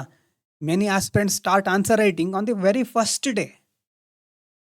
ಫಸ್ಟ್ ನಾವೇನು ಮಾಡ್ತೇವೆ, NCERT ಸ್ಟಾರ್ಟ್ ಮಾಡ್ತೇವೆ ಅಲ್ವಾ. ಈಗಾಗಲೇ NCERTಗಳನ್ನು ಅದಕ್ಕೆ ಸಂಬಂಧಪಟ್ಟ ವಿಡಿಯೋಗಳನ್ನು ನೋಡ್ಬೋದು ನೀವು ಈ ಚಾನಲಲ್ಲಿ. NCERT ಬುಕ್ಸ್ ಓದಿದ ತಕ್ಷಣವೇ ಏನು ಮಾಡ್ತೇವೆ, ಆನ್ಸರ್ ರೈಟಿಂಗ್ ಸ್ಟಾರ್ಟ್ ಮಾಡ್ತೇವೆ. ಆದರೆ ಅಲ್ಲಿ ನಾವು ಮಾಡೋದೇನು, ಜಸ್ಟ್ ರೈಟಿಂಗ್ ಪ್ರಾಕ್ಟೀಸ್. UPSC ಲೆವೆಲಿಗಲ್ಲಿ ಬರಲಿಕ್ಕೆ ಹೋಗ್ತಾ ಇಲ್ಲ, ಅದಂತ ನೆನಪಿಟ್ಕೋಬೇಕು ಅಲ್ವಾ. UPSC ಆನ್ಸರ್ ರೈಟಿಂಗ್ ಆವಾಗ ಬರೋದಿಲ್ಲ ಅಲ್ವಾ. ಒಂದು ರನ್ ರೇಸನ್ನು ಅಥವಾ ರೇಸನ್ನು ಓಡಬೇಕಾದ್ರೆ ನಿಮಗೆ ಫುಡ್ ಬೇಕಾಗಿರುತ್ತೆ, ಎನರ್ಜಿ ಬೇಕಾಗಿರುತ್ತೆ ಅಲ್ವಾ. ಅದಿಲ್ಲದೇನೆ ನೀವು ಓಡ್ಲಿಕ್ಕೆ ಹೋದರೆ ಆ ಒಂದು ರೇಸ್ನಲ್ಲಿ ಸೋಲ್ಬೇಕಾಗುತ್ತೆ. UPSC ಲೆವೆಲ್ ಆನ್ಸರ್ ಬರೀಬೇಕಾದ್ರೆ ಕಂಟೆಂಟು, ನಾಲೆಜ್ ಎಲ್ಲ ಇರಬೇಕಾಗುತ್ತೆ. ಸೊ ಅದನ್ನು ನಾವು ಮೊದಲು ಬಿಲ್ಡ್ ಮಾಡ್ಕೋಬೇಕು. ಮತ್ತು ಕಂಟೆಂಟ್ ಅಲ್ವಾ, ನಾಲೆಜ್ ಅದು ಹೇಗೆ ಬರುತ್ತೆ, ವಿಷಯಗಳನ್ನು ಅರ್ಥ ಮಾಡ್ಕೊಳ್ಳೋದ್ರಿಂದ, ಓದೋದ್ರಿಂದ ಬರುತ್ತೆ ಅಲ್ವಾ. ಹಾಗಾದರೆ ಯಾವಾಗ ಸ್ಟಾರ್ಟ್ ಮಾಡಬೇಕು, ಡೇ 1ಇಂದ ನಾವು UPSC ಆನ್ಸರ್ ರೈಟಿಂಗ್ ಪ್ರಾಕ್ಟೀಸ್ ಮಾಡಬಾರ್ದು ಅಥವಾ ಮಾಡೋಕ್ಕಾಗಲ್ಲ ಅಂತಂದರೆ ಯಾವಾಗ ಒಳ್ಳೆಯದು ಆನ್ಸರ್ ರೈಟಿಂಗ್ ಅಂತ ನೀವು ಕ್ವಶನ್ ಮಾಡಿದರೆ, ಒಂದು ಸಾರಿ ಪೊಲಿಟಿ, ಇಕನಾಮಿ, ಜಿಯೋಗ್ರಫಿ, ಹಿಸ್ಟ್ರಿ ಇದರಲ್ಲಿ ಯಾವುದಾದ್ರೂ ಒಂದು ಸಬ್ಜೆಕ್ಟಿನ ಬೇಸಿಕ್ಸ್ ಕಂಪ್ಲೀಟ್ NCERT ಮುಗಿಸಿದ ಮೇಲೆ ಒಂದು ಐಡಿಯಾ ಬರುತ್ತೆ. ಅದು ಮುಗಿಸ್ಕೊಂಡು ನೀವು ಕರೆಂಟ್ ಅಫೇರ್ಸನ್ನು ನೋಡ್ಲಿಕ್ಕೆ ಸ್ಟಾರ್ಟ್ ಮಾಡಬಹುದು. ನಾನು ಅನ್ಅಕಾಡೆಮಿಯಲ್ಲಿ ಹೇಳಿದ್ದೆ ನಿಮಗೆ ಇಂಗ್ಲೀಷ್ ಇಂಪ್ರೂವ್ ಮಾಡ್ಕೊಳ್ಳಿ ಅಂತಲ್ಲಿ ಹೇಳಿದ್ದೆ. ಆ ಒಂದು ವಿಡಿಯೋಗಳನ್ನು ನೋಡ್ತಾ ಹೋಗ್ಬೋದು. ಒಂದು ವಿಷಯದ ಬಗ್ಗೆ ನಿಮಗೆ ಯಾವಾಗ ಅರ್ಥ ಆಗುತ್ತೋ ಅದ್ರ ಮೇಲೆ ರೈಟಿಂಗ್ ಪ್ರಾಕ್ಟೀಸ್ ಸ್ಟಾರ್ಟ್ ಮಾಡಿ. ಯಾವಾಗ ಪಾಲಿಟಿ, ಇಕನಾಮಿ, ಜಿಯೋಗ್ರಫಿ, ಹಿಸ್ಟ್ರಿ ಈ ವಿಷಯಗಳ ಬೇಸಿಕ್ ಫೌಂಡೇಶನ್ ಸಿಗುತ್ತೋ ಅದಾದಮೇಲೆ ನಿಮಗೆ ಇಂಟರ್ ಕನೆಕ್ಷನ್ ಜಾಸ್ತಿ ಸಿಗ್ತಾ ಹೋಗುತ್ತೆ. ಕನ್ನಡದವರಿಗೆ ಏನು ಪ್ರಾಬ್ಲಮ್ ಅಂತಂದರೆ, ಮೊದಲು ಕನ್ನಡದಲ್ಲಿ ವಿಷಯಗಳನ್ನು ಅರ್ಥ ಮಾಡ್ಕೋಬೇಕು, ಆಮೇಲೆ ಇಂಗ್ಲೀಷ್ನಲ್ಲಿ ಅದನ್ನು ತಿಳ್ಕೋಬೇಕು. ಇಂಗ್ಲೀಷ್ನಲ್ಲಿ ತಿಳ್ಕೊಳ್ಳದೇ ಇದ್ದರೆ ಕ್ವಶನ್ ಅರ್ಥ ಆಗೋದಿಲ್ಲ. ನಾವೀಗಾಗಲೇ ಸೊಸೈಟಿ, ಇಂಟರ್ನಲ್ ಸೆಕ್ಯೂರಿಟಿ ಅಥವಾ ಗವರ್ನೆನ್ಸು ಇದೆಲ್ಲದರ ಬೇಸಿಕ್ ವಿಡಿಯೋಗಳನ್ನು ಮಾಡಿದ್ದೇನೆ. ಯಾಕೆ ಮಾಡಿರೋದು ಅಂತಂದರೆ, ಕನ್ನಡದಲ್ಲಿ ಏನಿರುತ್ತೆ, ಇಂಗ್ಲೀಷ್ನಲ್ಲಿ ಏನಿರುತ್ತೆ ಬೇಸಿಕ್ಸು, ಆ ಸಿಲೆಬಸ್ಸಿನ ಪ್ರತಿ ವರ್ಡಿನ ಅರ್ಥ ಏನು ಅಂತ ಅದರಲ್ಲಿ ವಿವರಿಸಿದ್ದೇನೆ. ಅಲ್ಲಿ ಅದೇ ಹೈ ಲೆವೆಲ್ ಆನ್ಸರ್ ರೈಟಿಂಗಿಗೆ ಸಾಕು ಅಂತ ನಾನು ಯಾವತ್ತೂ ಹೇಳಿಲ್ಲ. ಅದು ಬೇಸಿಕ್. ಯಾಕಂತಂದರೆ ಕನ್ನಡದವರಿಗೆ ಅದು ಮುಖ್ಯವಾಗಿ ಮೊದಲು ಬೇಕಾಗಿರೋದು ಅಲ್ವಾ. ಸಿಲೆಬಸ್ನಿರೋ ಕೀವರ್ಡ್ ನಿಮ್ಗೆ ಅರ್ಥ ಆಗಲಿಲ್ಲ ಅಂತಂದರೆ ಮುಂದೆ ಅಡ್ವಾನ್ಸ್ ಟಾಪಿಕನ್ನು ನೋಡಿದಾಗ ಅರ್ಥ ಆಗೋದಿಲ್ಲ. ಹಾಗಾಗಿ ನಾವು ಬೇಸಿಕ್ ಕ್ಲಾಸ್ಗಳನ್ನು ಅಲ್ಲಿ ಮುಗಿಸಿದ್ದೇವೆ. ಅಡ್ವಾನ್ಸ್ಡ್ ಹೋಗಬೇಕು ಅಂತಂದರೆ ಅದ್ರ ಜೊತೆ ಕರೆಂಟ್ ಅಫೇರ್ಸನ್ನು ನೋಡ್ತಾ ಇರಬೇಕು ಅಲ್ವಾ, ಅಲರ್ಟ್ ಆಗಿರಬೇಕು ನಾವು. ಹಾಗಾಗಿ ಮೊದಲಿನ 6ರಿಂದ 7 ತಿಂಗಳು ನಮಗೆ ಆನ್ಸರ್ ರೈಟಿಂಗ್ ಬರೋದಿಲ್ಲ, ಚೆನ್ನಾಗಿ ಮಾಡ್ಲಿಕ್ಕೆ ಆಗೋದಿಲ್ಲ. ಆವಾಗೇನಿದ್ರು ಮನಸ್ಸಿನಲ್ಲಿರೋದನ್ನು ಒಂದು ಬರಹದ ರೂಪಕ್ಕೆ ತರ್ತಾ ಇರಬೇಕು. ಪ್ರತಿದಿನ ಒಂದು ಅರ್ಧ ಗಂಟೆ ರೈಟಿಂಗ್ ಪ್ರಾಕ್ಟೀಸ್ ಮಾಡಬೇಕು. ರೈಟಿಂಗ್ ಪ್ರಾಕ್ಟೀಸ್ ಮಾಡಿದಾಗ ಶಬ್ದಗಳು ನಮ್ಮ ಕೈಯಲ್ಲಿ ಮೂಡಲಿಕ್ಕೆ ಶುರುವಾಗುತ್ತೆ. ಗೊತ್ತಾಗ್ತಾ ಇದೆಯಾ? ಅದಾದಮೇಲೆ ಒಂದು 5-6 ತಿಂಗಳು ಆದಮೇಲೆ ಪಾಲಿಟಿ, ಜಿಯೋಗ್ರಫಿ, ಇಕನಾಮಿ ಈ ಒಂದು ವಿಷಯಗಳನ್ನು ತಿಳ್ಕೊಂಡಾದಮೇಲೆ ನಮಗೆ ಎಲ್ಲ ಕನೆಕ್ಟ್ ಆಗ್ತಾ ಹೋಗುತ್ತೆ. ಆವಾಗ ನಾವು ಸ್ಟಾರ್ಟ್ ಮಾಡ್ತೀವಲ್ವಾ, ಆವಾಗ ಒಂದು ಪೇಜ್ನಲ್ಲಿ ಇಷ್ಟೆಲ್ಲ ಓದಿದ್ದೇವೆ ಅಂತ ಸ್ಟಾರ್ಟ್ ಮಾಡ್ತೇವೆ. ಆಗ ಫಸ್ಟ್ ಬರೆಯೋದು ಹೇಗಿರುತ್ತೆ, ವರ್ಸ್ಟ್ ಆಗಿರುತ್ತೆ. Your first answer will be always be your worst answer ಅಲ್ವಾ. ಫಸ್ಟ್ ಆನ್ಸರ್ ಏನಾಗಿರುತ್ತೆ, ವರ್ಸ್ಟ್ ಆಗಿರುತ್ತೆ. ನೀವು ಟ್ರೈ ಮಾಡಿ ನೋಡಿದವ್ರಿಗೆ ಗೊತ್ತಿರುತ್ತೆ. ನೀವು ಅಂದ್ಕೊಂಡಿರೋದು ಒಂದು, ಹಾಳೆ ಎತ್ಕೊಂಡಾಗ ಏನೇನೋ ಅಂದ್ಕೊಂಡಿರ್ತೀರಿ, ಹೀಗೆ ಬರಿತೇನೆ ಹಾಗೆ ಬರಿತೇನೆ, ಇಂಟ್ರೋ, ಕನ್ಕ್ಲೂಷನ್ನು, ಬಾಡಿ ಲಿಸ್ಟ್ ಪಾರ್ಟು ಮತ್ತು ಈ ಥರ ಆ ಥರ ಎಲ್ಲ ಅಂದ್ಕೊಂಡು ಬರಲಿಕ್ಕೆ ಸ್ಟಾರ್ಟ್ ಮಾಡಿದ್ಮೇಲೆ ಏನು ಗೊತ್ತಾಗುತ್ತೆ, ನಾನು ಆ ಲೆವೆಲಿಗೆ ಬರೆಯೋದಿಲ್ವಲ್ಲ, ಏನೇನೋ ಅಂದ್ಕೊಂಡಿದ್ದೆ ಅಂತ ಅರ್ಥ ಆಗ್ತಾ ಹೋಗುತ್ತೆ. ಅದು ತಪ್ಪಲ್ಲ, ಅದೇ ನಿಜವಾದ ಪ್ರಕ್ರಿಯೆಯ ಸ್ಟಾರ್ಟಿಂಗ್. ಪ್ರೊಸೆಸ್ ಸ್ಟಾರ್ಟ್ ಆಗೋದೇ ಹಾಗೆ. ಇಲ್ಲ ನಾನು ಇದರಲ್ಲಿ ಏನೂ ಮಾಡ್ತಾನೇ ಇಲ್ಲ ಅಂತ ಆವಾಗಲೇ ಕುಗ್ಗಬಾರ್ದು. ಫಸ್ಟ್ ಆನ್ಸರ್ ವರ್ಸ್ಟ್ ಆನ್ಸರ್ ಆಗಿರುತ್ತೆ. ಫಸ್ಟ್ ಮಾತ್ರ ಅಲ್ಲ, ನೀವು ಕನ್ನಡದವರಾಗಿದ್ದರೆ ಕನಿಷ್ಠ ಒಂದು 50 ಆನ್ಸರ್ ವರ್ಸ್ಟ್ ಆಗೇ ಇರುತ್ತೆ. ಯಾಕಂತಂದರೆ ಇಂಗ್ಲೀಷ್ನಲ್ಲಿರೋ ಕಂಟೆಂಟನ್ನು ಓದಿ ಕನ್ನಡಕ್ಕೆ ಟ್ರಾನ್ಸ್ಲೇಟ್ ಮಾಡಿ ಆಮೇಲೆ ನೀವು ಬರೀಬೇಕು. ಸ್ಟ್ರಕ್ಚರ್ ಇರಬಹುದು, ಕೆಲವೊಂದು ಅಷ್ಟು ಬೇಗ ಬರೋದಿಲ್ಲ ಸುಲಭವಾಗಿ ಅಲ್ವಾ. ಹಾಗಾಗಿ ಒಂದು 50 ಆನ್ಸರ್ ಬರೆಯೋ ತನಕನೂ ಅದು ವರ್ಸ್ಟ್ ಆಗೇ ಇರುತ್ತೆ. ಆಮೇಲೆ ಅದು ಯಾವ ಫೇಸಿಗೆ ಹೋಗುತ್ತೆ, ವರ್ಸ್ಟಿಂದ ಬ್ಯಾಡ್ ಆನ್ಸರ್ ಆಗುತ್ತೆ ಅಲ್ವಾ? ಪ್ರಾಕ್ಟೀಸ್ ಮಾಡ್ತಾ ಮಾಡ್ತಾ ವರ್ಸ್ಟ್ ಇರೋದು, ತುಂಬ ವರ್ಸ್ಟ್ ಆಗಿರೋ ಆನ್ಸರ್ ಈಗ ಬ್ಯಾಡ್ ಆನ್ಸರ್ ಆಗುತ್ತೆ. ವರ್ಸ್ಟ್ ಇದ್ದಾಗೆ ಕೆಲವರು ಕ್ವಿಟ್ ಮಾಡಿಬಿಡ್ತಾರೆ. ಕ್ವಿಟ್ ಮಾಡ್ತಾರೆ ಅಂತಂದರೆ ಅವ್ರಿಗೆ ನಿಜವಾಗ್ಲೂ UPSC ಅರ್ಥ ಆಗಿಲ್ಲ ಅಂತ. ಅವರು ಹೆಸರಿಗೆ ಮಾತ್ರ ನಾನು ಸಮಾಜ ಸೇವೆ ಮಾಡಬೇಕು, ಹಾಗೆ ಮಾಡಬೇಕು, ಹೀಗೆ ಮಾಡಬೇಕು, ಬಡವರು ಉದ್ಧಾರ ಮಾಡಬೇಕು, ಒಂದು ಪೊಸಿಷನಿಗೆ ಹೋಗಬೇಕು, ಮಾತಾಡಲಿಕ್ಕೆ ಮುಂದಿದ್ದಾರೆ, ಬರೆಯೋದ್ರಲ್ಲಿ ಹಿಂದಿದ್ದಾರೆ ಅಂತ. ಮುಂದೆ ಏನೇ ಮಾಡಿ ನೀವು, ಆದರೆ ಈ ಪ್ರೊಸೆಸನ್ನು ದಾಟದೆ ಆ ಒಂದು ಜಾಗಕ್ಕೆ ಹೋಗ್ಲಿಕ್ಕೆ ಆಗೋದಿಲ್ಲ ಅಲ್ವಾ? ಯಾವುದೇ ಆ ಒಂದು ಹುದ್ದೆಗೆ ಹೋಗಬೇಕು ಅಂತಂದರೆ ಅದಕ್ಕೆ ಏನೇನು ಬೇಕೋ ಅದನ್ನೇ ಮಾಡಬೇಕು. ನೀವು ಒಳ್ಳೆಯವರು ಅಂತ ಯಾರೂ ನಿಮಗೆ ಒಂದು ಹುದ್ದೆಯನ್ನು ಕೊಡೋದಿಲ್ಲ, ಅಥವಾ ಯಾವುದೇ ಒಂದು ಜಾಬನ್ನು ಕೊಡೋದಿಲ್ಲ. ಜಾಬಿಗೆ ಬೇಕಾಗಿರೋ ಸ್ಕಿಲ್ಲನ್ನು ರೆಡಿ ಮಾಡಿಕೊಂಡ್ರೆ ನಿಧಾನವಾಗಿ ಆದರೂ ಅಲ್ಲಿ ಹೋಗಿ ತಲುಪಬಹುದು. ಅದನ್ನು ಬಿಟ್ಟು ನಾನು ಹೀಗೆ ಮಾಡ್ತೇನೆ, ಹಾಗೆ ಮಾಡ್ತೇನೆ, ಇಂತಿಂಥ ಪ್ಲ್ಯಾನ್ ಇದೆ, ನಾನು ಸೆಕ್ರೆಟರಿ ಆಗ್ತೇನೆ, ಅದಾದಮೇಲೆ ಈ ಥರ ಒಂದು ಕ್ಷೇತ್ರದಲ್ಲಿ ದೊಡ್ಡ ಬದಲಾವಣೆ ತರ್ತೇನೆ, ಕರಪ್ಷನ್ ಎಂಡ್ ಮಾಡ್ತೇನೆ, ಈ ಥರ ಹೇಳೋರು ತುಂಬ ಜನ ಇದ್ದಾರೆ ಆಲ್ರೆಡಿ ಸಮಾಜದಲ್ಲಿ. ನೀವೇ ಆಗಬೇಕು ಅಂತ ಇಲ್ಲ. ಅದಕ್ಕೆ ನಿಮ್ಮ ಗುರಿ ಏನು? ವಿಷಯಗಳನ್ನು ಅರ್ಥ ಮಾಡ್ಕೊಳ್ಳೋದು, ಬರವಣಿಗೆ ರೂಪದಲ್ಲಿ ಇಳಿಸೋದು. ವರ್ಸ್ಟ್ ಆನ್ಸರ್ ಬರೆದಾಗಲೂ ಹೆದರಬಾರ್ದು, ಅದು ಬ್ಯಾಡ್ ಆಗುತ್ತೆ, ಮುಂದೆ ಇಂಪ್ರೂವ್ನೇ ಆಗ್ತಿಲ್ವಲ್ಲ ಅಂತ ಅಲ್ಲೇ ಕ್ವಿಟ್ ಮಾಡಬಾರ್ದು. ಆಮೇಲೆ ಎಷ್ಟು ಆನ್ಸರ್ ಬರೆದ್ಮೇಲೆ ಎವ್ರೇಜ್ ಆನ್ಸರ್ ಆಗುತ್ತೆ, ಕನ್ಸಿಸ್ಟೆಂಟಾಗಿ ಪ್ರಾಕ್ಟೀಸ್ ಮಾಡಿದರೆ ಅಲ್ವಾ? ಓದ್ತಾ ಓದ್ತಾ ಪ್ರಾಕ್ಟೀಸ್ ಮಾಡ್ತಾ ಇದ್ದರೆ ಒಂದು ಎವ್ರೇಜ್ ಲೆವೆಲಿಗೆ ಬರುತ್ತೆ. ಅದಕ್ಕೆ ವ್ಯಾಲ್ಯೂ ಎಡಿಷನ್ ಮಾಡಿದ್ಮೇಲೆ ಅದು ಗುಡ್ ಆನ್ಸರ್ ಆಗುತ್ತೆ. ಎರಡನೇ ಫೇಸ್ನಲ್ಲೇ ಕ್ವಿಟ್ ಮಾಡಿಬಿಡ್ತಾರೆ ಎಷ್ಟೋ ಜನ. ಆಮೇಲೆ ಏನು ಹೇಳ್ತಾರೆ, ಪ್ರಿಲಿಮ್ಸ್ ಮುಗೀಲಿ ಆಮೇಲೆ ನೋಡ್ಕೊಳ್ಳೋಣ, ಪ್ರಿಲಿಮ್ಸ್ ಮೊದಲು ಪಾಸ್ ಮಾಡೋಣ ಅಂತ ಹೇಳಲಿಕ್ಕೆ ಸ್ಟಾರ್ಟ್ ಮಾಡ್ತಾರೆ. ಸೊ ಅದು ಮುಂದೆ ಅವ್ರಿಗೆ ಗೊತ್ತಾಗುತ್ತೆ ಯಾವ ಒಂದು ಹಂತಕ್ಕಿದೆ ಮೇನ್ಸ್ ಅನ್ನೋದು. ಅದು ನಾವು ಎಕ್ಸ್ಪ್ಲೇನ್ ಮಾಡಿದರೆ ಅರ್ಥ ಆಗೋದಿಲ್ಲ, ಕೆಲವರಿಗೆ ಅನುಭವಿಸಿನೇ ಗೊತ್ತಾಗಬೇಕು. ಹಾಗಾಗಿ ಪರ್ಫೆಕ್ಟ್ ಆನ್ಸರ್ನ ಚೇಸ್ ಮಾಡಲಿಕ್ಕೆ ಹೋಗಬೇಡಿ. There is never a best answer in UPSC. Exam ಹಾಲ್ನಲ್ಲಿ 3 ಗಂಟೆಯಲ್ಲಿ 20 ಕ್ವಶನ್ ಬರೀಲಿಕ್ಕಿರುತ್ತೆ, ಅದು ಪರ್ಫೆಕ್ಟ್ ಆಗಿರೋದಿಲ್ಲ ಅಲ್ವಾ? ಮೇನ್ಸ್ನಲ್ಲೂ ನಿಮ್ಗೆ ರ್ಯಾಂಕ್ ಬರಬೇಕು ಅಂತಂದರೆ ನೀವಲ್ಲಿ ಆ ಥರ ಪರ್ಫೆಕ್ಟ್ ಆನ್ಸರ್ ಬರಲಿಕ್ಕೆ ಆಗೋದಿಲ್ಲ. ಒಂದು ಗುಡ್ ಆನ್ಸರ್ ಆದರೂ ಇರಬೇಕು. ಮತ್ತು ತುಂಬ ಜನರಿಗೆ ಮೇನ್ಸ್ನಲ್ಲಿ 7 ನಿಮಿಷ ಮಾತ್ರ ಟೈಮ್ ಇರೋದು, ಸೊ ಈಗಲೇ 7 ನಿಮಿಷಕ್ಕೆ ಬರೆಯಲಿಕ್ಕೆ ಸ್ಟಾರ್ಟ್ ಮಾಡೋಣ ಅಂತ ಥಿಂಕ್ ಮಾಡ್ತಾರೆ. ಇಲ್ಲೊಂದು ಗಮನಿಸಬೇಕು, ನೀವು ಈಗಾಗಲೇ ಒಂದು ವಿಷಯವನ್ನು ಕಲ್ತಿರ್ತೀರಿ, ಸೊಸೈಟಿಲಿ ಒಂದು ವಿಷಯ ಕಲ್ತಿದ್ದೀರಿ, ಅದರ ಬಗ್ಗೆ ತಿಳ್ಕೊಂಡಿದ್ದೀರಿ, ಆಲ್ರೆಡಿ ನಿಮಗದು ಟೀಚ್ ಮಾಡಿ ಆಗಿದೆ. ಟೀಚ್ ಮಾಡಿ ಆದ ತಕ್ಷಣ ಅದರ ಮೇಲೆ 7 ನಿಮಿಷ ಬರೀಬಹುದು ನೀವು. ಅರ್ಥ ಆಗ್ತಾ ಇದೆಯಾ?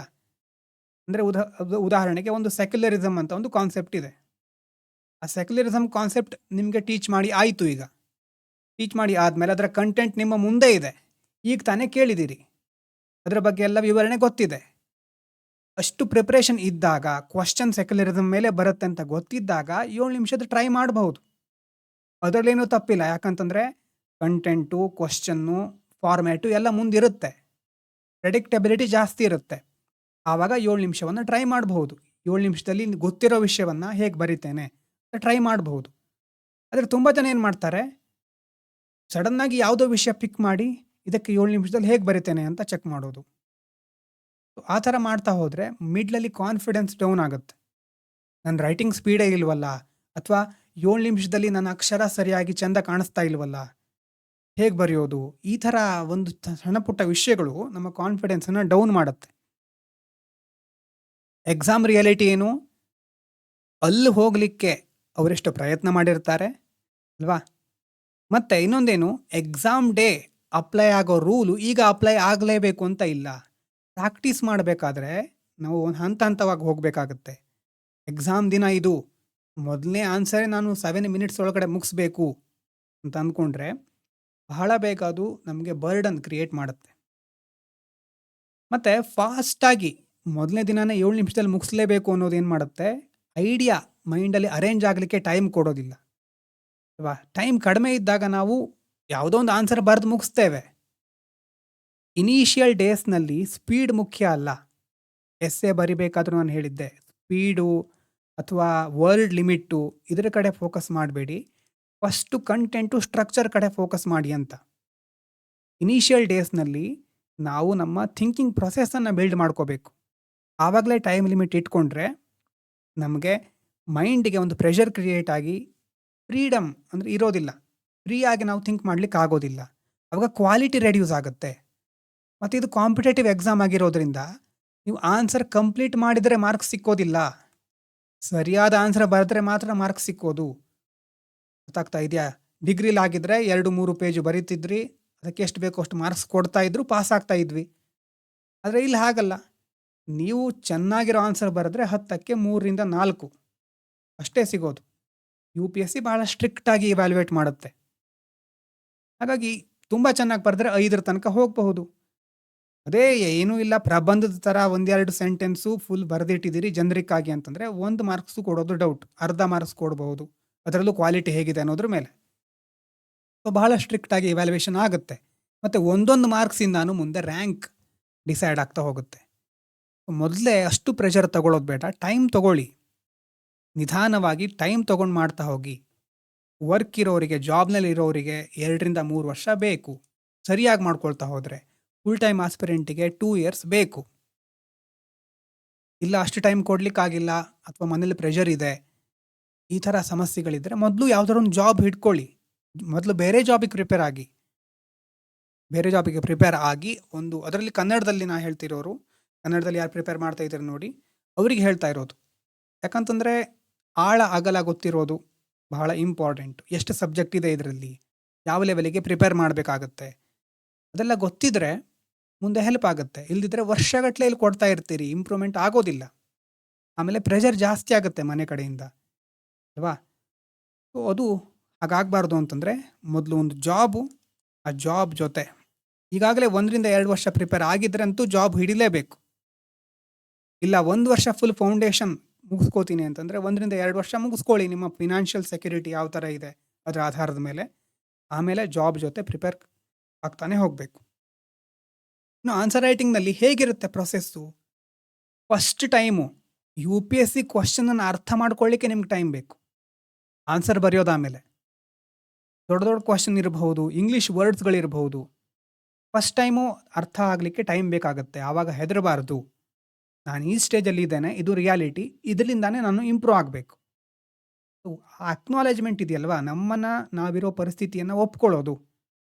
ತುಂಬ ಜನ ಏನು ಮಾಡ್ತಾರೆ, ನಾನು ಆಲ್ರೆಡಿ ಸೂಪರ್ ಪವರ್ಫುಲ್ಲು, ಎಕ್ಸಾಮ್ ದಿನ ನನಗೆಲ್ಲ ಜ್ಞಾನ ಬಂದುಬಿಡುತ್ತೆ, ಪ್ರಾಕ್ಟೀಸ್ ಮಾಡೋ ಅವಶ್ಯಕತೆನೇ ಇಲ್ಲ ಅಂತ ಕೆಲವರು ಏನೂ ಪ್ರಾಕ್ಟೀಸ್ ಮಾಡದೆ ಡೈರೆಕ್ಟಾಗಿ ಹೋಗಿ ನೋಡೋಣ ಅನ್ನೋರು ಇರ್ತಾರೆ. ನನಗೆ ಗೊತ್ತಿಲ್ಲ ಆ ಥರದವ್ರು ಭೂಮಿ ಮೇಲೆ ಇದ್ದಾರಾ ಅಂತ. ಇರಬಹುದು.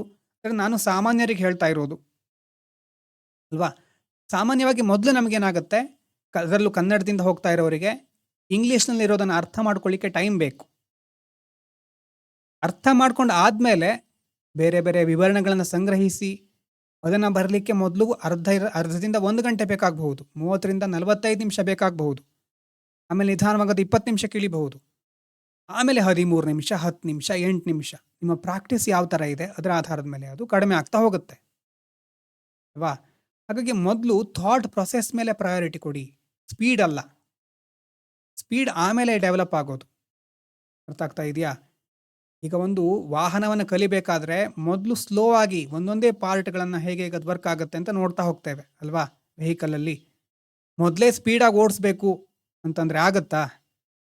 ಸ್ಲೋ ಆಗಿ ಅರ್ಥ ಮಾಡಿಕೊಂಡು ಮುಂದುವರಿಬೇಕಾಗುತ್ತೆ. ಹಾಗಾಗಿ ಮೊದಲು ಟೈಮ್ ತಗೊಳ್ಳಿ. ಒಂದು ಕ್ವಶನ್ ಪಿಕ್ ಮಾಡಿ, ನೀವು ಕಲ್ತಿರೋ ವಿಷಯದಿಂದ ಈಗಾಗಲೇ ಅದ್ರ ಬಗ್ಗೆ ಅರ್ಥ ಆಗಿದ್ದರೆ ಅದನ್ನು ಪಿಕ್ ಮಾಡಿ, ಅದನ್ನು ಅರ್ಥ ಮಾಡಿಕೊಂಡು ನಿಧಾನವಾಗಿ ಥಿಂಕ್ ಮಾಡಿ. ಅರ್ಧ ಆಗಲಿ, 3/4 ಗಂಟೆ ಆಗಲಿ ಟೈಮ್ ಆಗ್ತಾ ಆಗ್ತಾ ಗೊತ್ತಾಗುತ್ತೆ, ಓಹೋ ಇಷ್ಟು ಟೈಮ್ ಈಗ ಬೇಕಾಗ್ತಾ ಇದೆ, ಇದನ್ನು ಕಡಿಮೆ ಮಾಡ್ಕೋಬೇಕು. ಕನ್ಸಿಸ್ಟೆಂಟಾಗಿ ಬರಿತಾ ಇದ್ದರೆ ಕಡಿಮೆ ಆಗ್ತಾ ಹೋಗುತ್ತೆ. ಮತ್ತು ಈಗ ನಾನೇ ಮೊದಲು ಒಂದು 2 ವಿಡಿಯೋ ಮಾಡಿದ್ದೆ ಆನ್ಸರ್ ರೈಟಿಂಗ್ದು. ಮತ್ತು ತುಂಬ ಕೋಚಿಂಗ್ ಇನ್ಸ್ಟಿಟ್ಯೂಷನ್ಗಳು ಬಿಡುಗಡೆ ಮಾಡುತ್ತೆ ಮಾಡೆಲ್ ಆನ್ಸರ್ ಅಂತ. ನೋಡಿ, ಈಗ ನಾವಾಗಲಿ ಯಾವುದೇ ಕೋಚಿಂಗ್ ಇನ್ಸ್ಟಿಟ್ಯೂಟ್ ಆಗಲಿ ಮಾಡೆಲ್ ಆನ್ಸರನ್ನು ಬಿಡುಗಡೆ ಮಾಡೋದು ಅಥವಾ ಅದನ್ನು ಎಕ್ಸ್ಪ್ಲೇನ್ ಮಾಡೋದು ಯಾವುದರಿಂದ ಹೇಳಿ? ಆಲ್ರೆಡಿ ನಮ್ಮ ಹತ್ರ ರಿಸೋರ್ಸ್ಗಳಿದೆ, ಇಂಟರ್ನೆಟ್ ಇದೆ, AI ಇದೆ. ಎಲ್ಲವನ್ನ ನೋಡಿ ನಾವು ಆನ್ಸರ್ ಪ್ರಿಪೇರ್ ಮಾಡ್ತೇವೆ. ಅದನ್ನು ನೋಡಿ ಆ ಲೆವೆಲಿಗೆ ಆನ್ಸರ್ ಆಗ್ತಿಲ್ವಲ್ಲ ಅಂತ ಭಯ ಪಡಬಾರ್ದು. ಫೋಮೋ ಕ್ರಿಯೇಟ್ ಆಗಿಬಿಡುತ್ತೆ. ಈ ಥರ ನಾನು ಬರೆಯೋದು ಯಾವಾಗ, ಇಷ್ಟು ಪರ್ಫೆಕ್ಟಾಗಿ ನಾನು ಬರೀಬೇಕಿತ್ತು. ಬರಿಬೇಕು ಅನ್ನುವಂಥ ಉದ್ದೇಶ ಒಳ್ಳೆಯದೇ, ಆದರೆ ಬರಿತಾನೇ ಇಲ್ವಲ್ಲ ಅಂತ ಯಾವಾಗಲೂ ಕೊರಗ್ತಾ ಇರೋದು ಒಳ್ಳೆಯದಲ್ಲ. ಕೋಚಿಂಗ್ ಇನ್ಸ್ಟಿಟ್ಯೂಷನ್ಗಳಿರ್ಬಹುದು, ಯಾರೇ ಇರಬಹುದು, ಒಂದು ಮಾಡೆಲ್ ಆನ್ಸರ್ ಕೊಡ್ತಿದ್ದಾರೆ ಅಂತಂದರೆ ಅದನ್ನು ಒಂದು ರೆಫರೆನ್ಸ್ ಮಟೀರಿಯಲ್ ಥರ ಯೂಸ್ ಮಾಡಬೇಕು. ಅಂತಂದರೆ ಅಲ್ಲಿ ಬಂದಿರೋ ಪಾಯಿಂಟ್ಸ್ಗಳನ್ನು ಎಕ್ಸಾಮ್ನಲ್ಲಿ ಹೇಗೆ ಯೂಸ್ ಮಾಡ್ಕೊಳ್ಳೋದು ಅಂತ. ಅದನ್ನೇ ನೀವು ಬರಿಬೇಕಿತ್ತು ಅಂತ ಅಲ್ಲ. ಆಗ್ತಾ ಇದೆಯಾ? ಎಕ್ಸಾಮ್ನಲ್ಲಿ ಟೈಮ್ ಲಿಮಿಟ್ ಇರುತ್ತೆ, ಸ್ಪೇಸ್ ಲಿಮಿಟ್ ಇರುತ್ತೆ. ಇಲ್ಲಿ ಕೊಟ್ಟಿರೋ ಪರ್ಫೆಕ್ಟ್ ಆನ್ಸರನ್ನು ಅಲ್ಲಿ ಬರಲಿಕ್ಕೆ ಆಗೋದಿಲ್ಲ. ಅದು ಗೊತ್ತಿರಲಿ. ಹಾಗೆ ಆ ಫೋಮೋ ಇಟ್ಕೋಬೇಡಿ ಯಾವತ್ತು. ಯಾವುದೇ ಮಾಡೆಲ್ ಆನ್ಸರ್ ನೋಡಿದರೂ ನಿಮ್ಗದೊಂದು ಕಂಟೆಂಟು, ಒಂದು ಅಡ್ವಾಂಟೇಜ್ ಅದು ನಿಮಗೆ. ಅರ್ಥ ಆಗ್ತಾ ಇದೆಯಾ? ಈಗಾಗಲೇ ಒಂದು ಒಳ್ಳೆ ಕಂಟೆಂಟ್ ಸಿಗ್ತಾ ಇದೆ, ಅದನ್ನು ಯೂಸ್ ಮಾಡ್ಕೊಳ್ಳೋಣ, ಆ ರೀತಿ ಅದನ್ನು ನೋಡಬೇಕು. ಅದು ನಿಮ್ಮ ಆನ್ಸರ್ ಆಗಬೇಕು ಮೊದಲನೇ ದಿನದಿಂದಾನೆ ಅಂತ ಅಲ್ಲ. ಮತ್ತು ಕೆಲವ್ರು ಏನು ಮಾಡ್ತಾರೆ, ರೊಮ್ಯಾಂಟಿಸೈಸ್ ಮಾಡ್ತಾರೆ. ಅಂತಂದರೆ ಒಂದು ಆನ್ಸರ್ ಬರೆಯೋದು ಅಂತಂದರೆ ಅದಕ್ಕೆ ಯಾವುದೋ ಹೈ ಲೆವೆಲ್ ಪೆನ್ನು ಅಥವಾ ಇಂತಿಂಥ ಬುಕ್ಸು ಪರ್ಚೇಸ್ ಮಾಡ್ಕೊಂಡಿರೋದು. ಆಮೇಲೆ ಒಂದು ಆನ್ಸರ್ ಬರೆದ ತಕ್ಷಣ ಎಲ್ರಿಗೂ ತೋರಿಸೋದು ಅಥವಾ ಎಲ್ಲ ಕಡೆ ಅದನ್ನು ಸ್ಟೇಟಸಿಗೆ ಹಾಕೋದು, ಆ ಥರ ಮಾಡೋರು ಇರ್ತಾರೆ. ಆ ಶೋ ಆಫ್ ಕಲ್ಚರ್ ಇದೆಯಲ್ವಾ, ಅದರ ಕಡೆ ನೀವು ಜಾಸ್ತಿ ಫೋಕಸ್ ಮಾಡಿದರೆ ಆನ್ಸರ್ ಕ್ವಾಲಿಟಿ ಕಡಿಮೆ ಆಗ್ತಾ ಬರುತ್ತೆ. ನಿಜವಾಗ್ಲೂ ಆನ್ಸರ್ ರೈಟಿಂಗ್ ಅನ್ನೋದು ಒಂದು ಟೈರಿಂಗ್ ಪ್ರೊಸೆಸ್, ಅದು ಬೋರಿಂಗ್ ಪ್ರೊಸೆಸ್ಸು ಹೌದು ಅಲ್ವಾ. ಅದನ್ನು ನಾವು ಅಲ್ಲಗಳಿಲಿಕ್ಕಾಗೋದಿಲ್ಲ.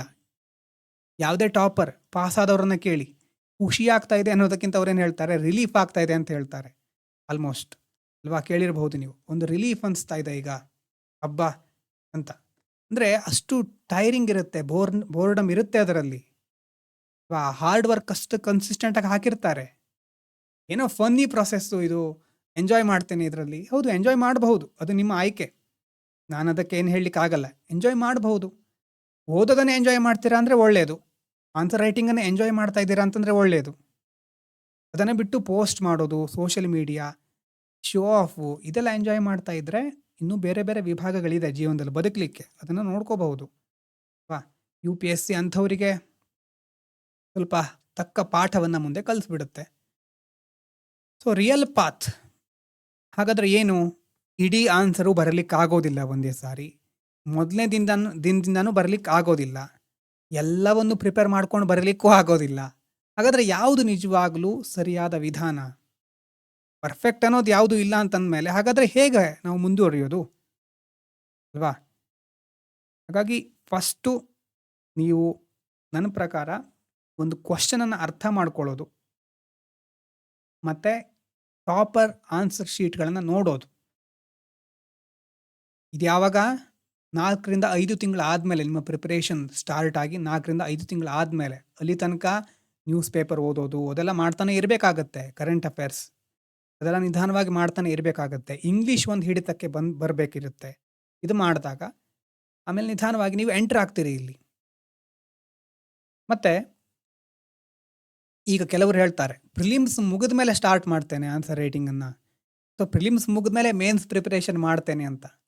ಅವರಿಗೆ ನಾನು ಏನು ಹೇಳೋದಿಲ್ಲ ನಾನೇನು ಹೇಳಲಿಕ್ಕೆ ಹೋಗೋದಿಲ್ಲ. ಆದರೆ ಆ್ಯಕ್ಚುಲಿ ನೀವೇ ಥಿಂಕ್ ಮಾಡಿ, ಮೇನ್ ಸಿಲೆಬಸ್ಸನ್ನು ನಿಜವಾಗ್ಲೂ ನೀವು ನೋಡಿದರೆ, ಮೇನ್ಸ್ ಕ್ವಶನ್ಗಳನ್ನು ನಿಜವಾಗ್ಲೂ ನೀವು ನೋಡಿದರೆ, ಟಾಪರ್ ಆನ್ಸರ್ಗಳನ್ನು ನಿಜವಾಗ್ಲೂ ನೀವು ನೋಡಿದರೆ ಅರ್ಥ ಆಗಿರುತ್ತೆ ನಿಮಗೆ.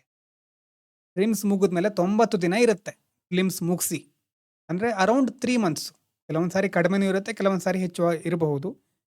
90 ದಿನದಲ್ಲಿ ಆವಾಗ ಮೇನ್ ಸ್ಟಾರ್ಟ್ ಮಾಡಿ, ಸಿಲೆಬಸ್ ರಿವಿಷನ್ ಮಾಡಿ, ಆಪ್ಷನಲ್ ಸ್ಟಡಿ ಮಾಡಿ, ಎಸ್ಸೆ ಎಥಿಕ್ಸ್ ಪ್ರಾಕ್ಟೀಸ್ ಮಾಡಿ, ಟೆಸ್ಟ್ ಸೀರೀಸ್ ಮುಗಿಸೋದು.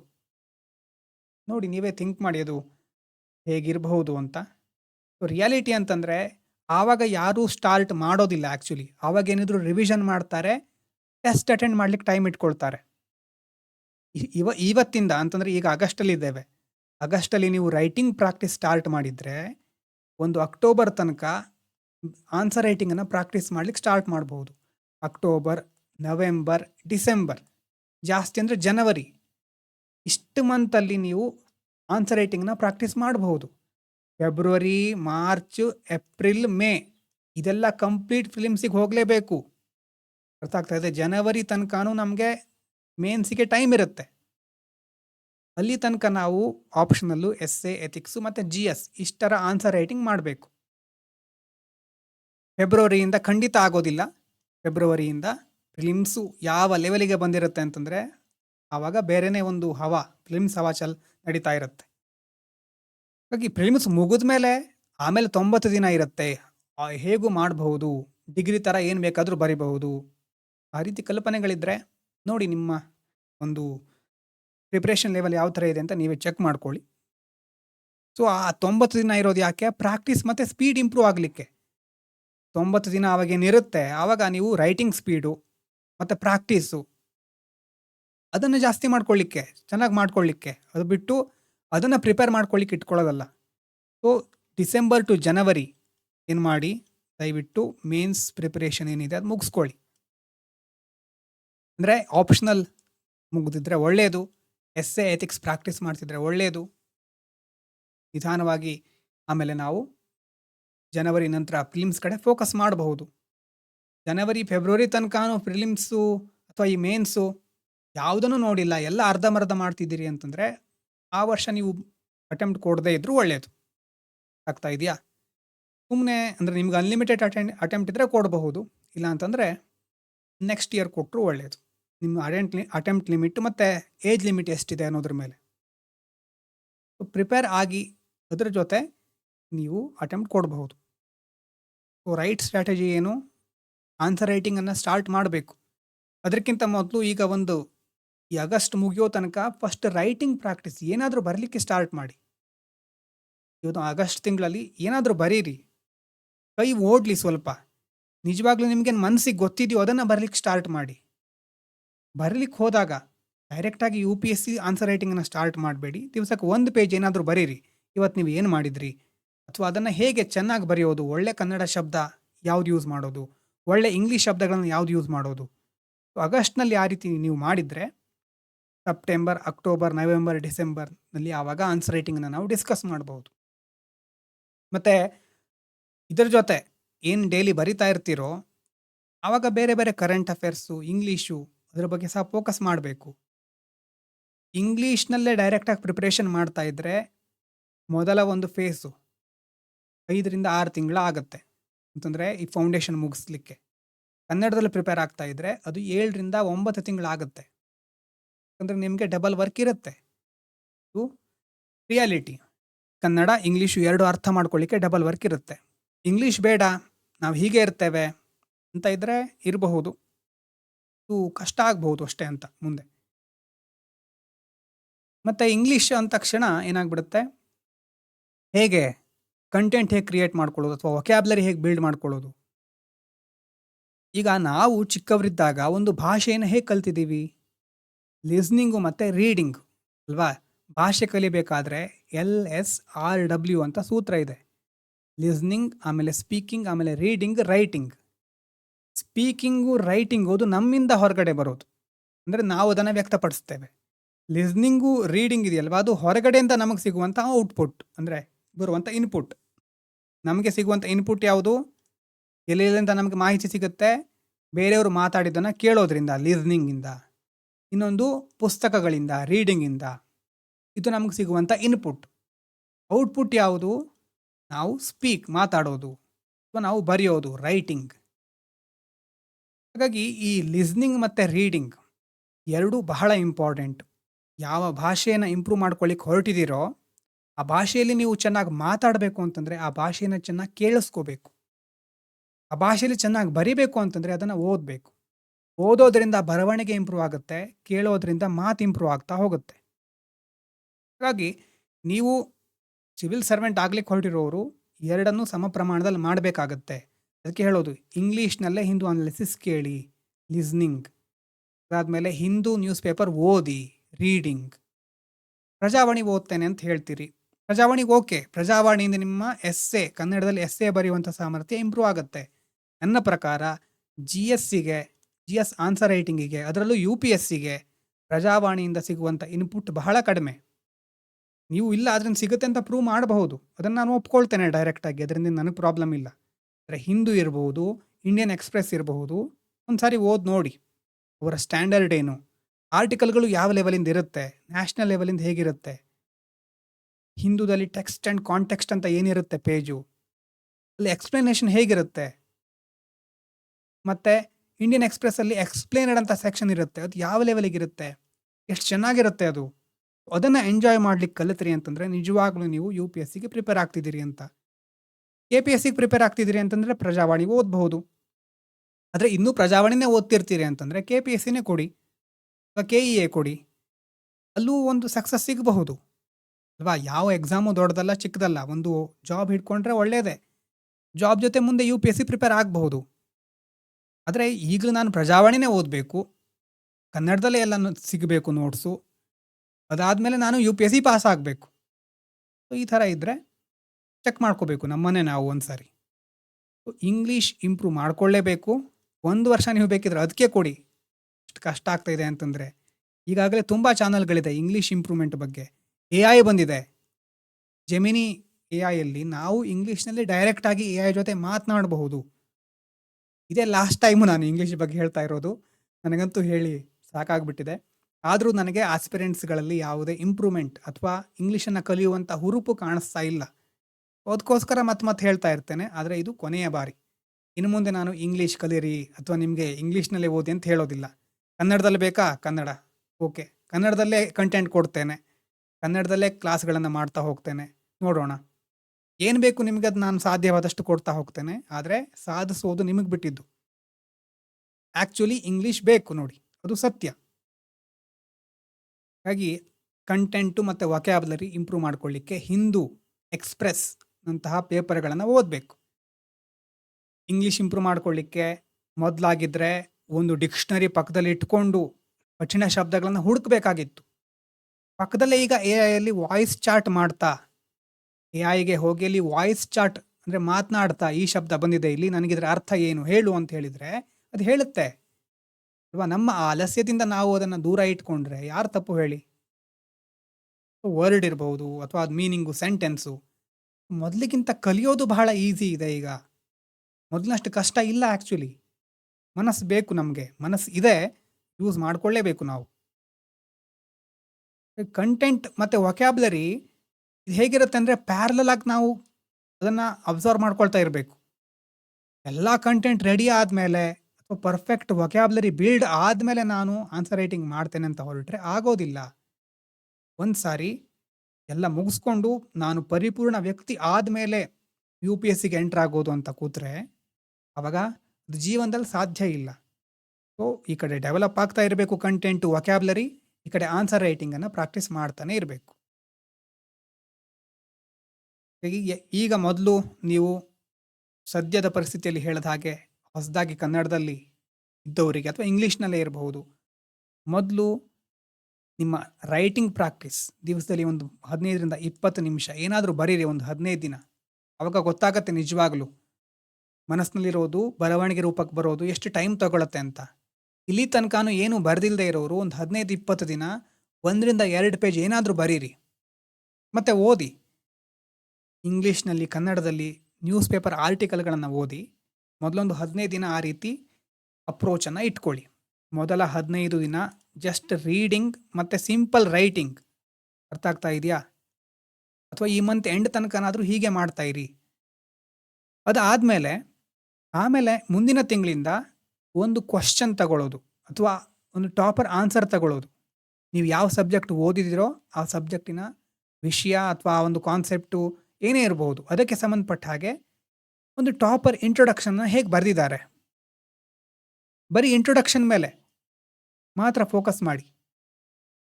ಇಂಟ್ರೊಡಕ್ಷನ್ನು ಫಸ್ಟ್ ಫೋಕಸ್ ಮಾಡಿ, ಆಮೇಲೆ ಕನ್ಕ್ಲೂಷನ್ನು.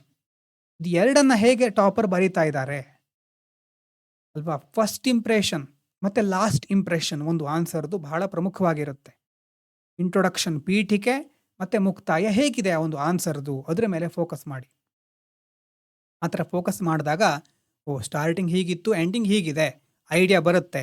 ನಿಮ್ಮ ಆನ್ಸರ್ನಲ್ಲೂ ಸ್ಟಾರ್ಟಿಂಗ್ ಹೀಗಿರಬೇಕು, ಎಂಡಿಂಗ್ ಹೀಗಿರಬೇಕು. ಆ ಥರ ನೀವು ಮಾಡ್ಕೊಳ್ತಾ ಹೋದರೆ ಫಸ್ಟ್ ಒಂದು ಸ್ಟ್ರಕ್ಚರ್ ಕ್ರಿಯೇಟ್ ಆಯಿತಾ ಇಂಟ್ರೊಡಕ್ಷನಿಗೆ, ಕನ್ಕ್ಲೂಷನಿಗೆ. ಅದಾದಮೇಲೆ ಬಾಡಿ ಸಂಬಂಧಪಟ್ಟಾಗೆ ಬ್ರೈನ್ ಸ್ಟಾರ್ಮಿಂಗ್ ಮಾಡಬೇಕು.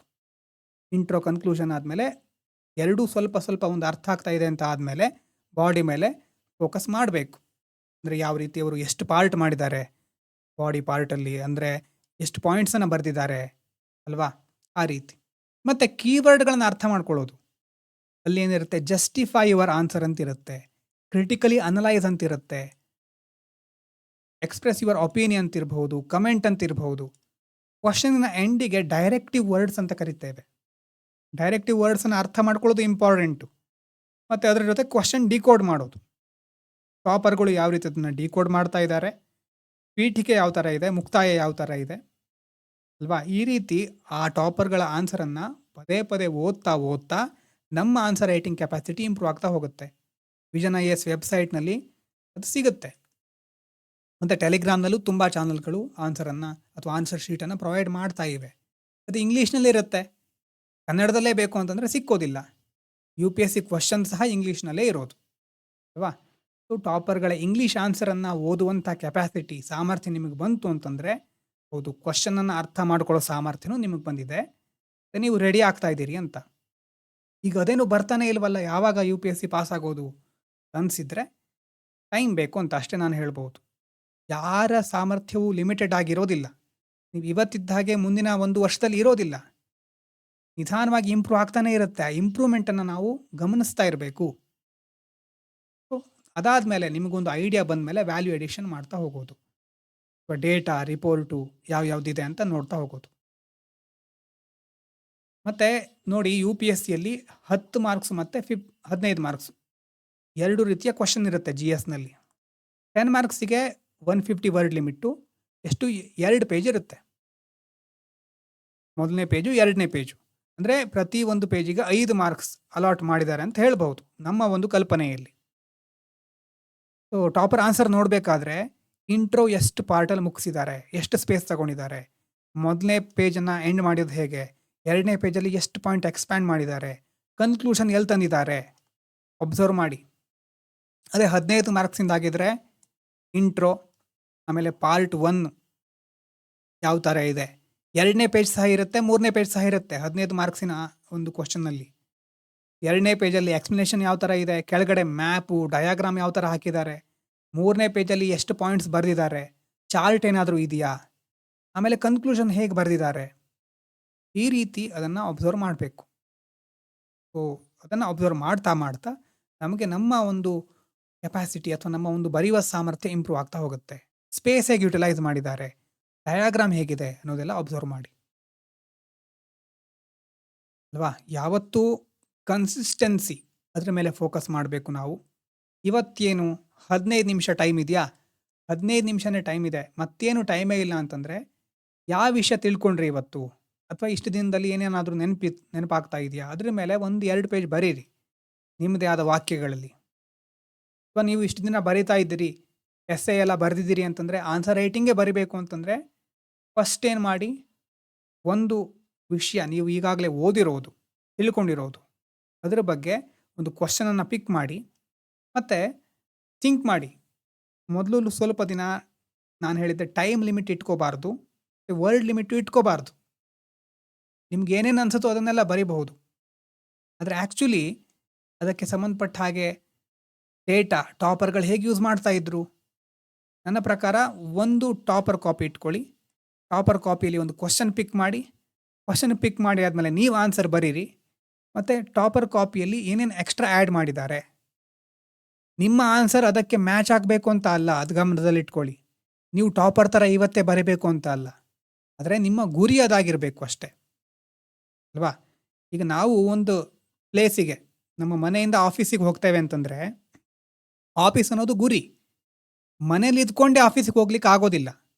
ನಾವೀಗ ನಮ್ಮ ಮನೇಲೇ ಇದ್ದೇವೆ ಅಲ್ವಾ?